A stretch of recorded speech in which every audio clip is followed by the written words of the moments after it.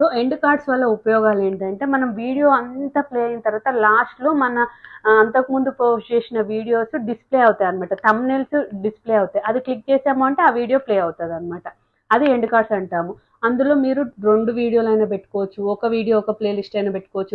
లేకపోతే ఒక వీడియో ఒక ప్లే లిస్ట్ మళ్ళీ మీ లోగో ఛానల్ లోగో పెట్టుకోవచ్చు. ఆ ఛానల్ లోగో క్లిక్ చేసాము అంటే మనం సబ్స్క్రైబ్ అవ్వడానికి వాళ్ళకి మెయిన్ హోమ్ పేజ్‌కెళ్ళిపోతుంది. ఇలా మనము 6 రకాలుగా ఎండ్ స్క్రీన్ అయితే పెట్టుకోవచ్చు. అదెలా అనేది నేను చూపిస్తాను మీకు. సో 6 రకాలు ఉంటుందని చెప్పాను కదా! నేను అది చూపిస్తాను. అండ్ ఐ కార్డ్స్ కూడా.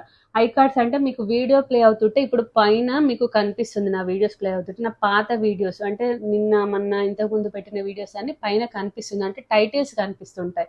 మీరు వీడియో చూస్తుంటే పైన టైటిల్ నచ్చిందనుకోండి, మీరు ఈ వీడియో చూడడం అయిపోయిన తర్వాత మీరు అది క్లిక్ చేయొచ్చు. మీరు మళ్ళీ మేము బ్యాక్ వచ్చి ఐ కార్డ్ క్లిక్ చేయాలనేది ఏమీ లేదు. మీరు డిస్క్రిప్షన్‌లోకి కిందికి వెళ్తే గనక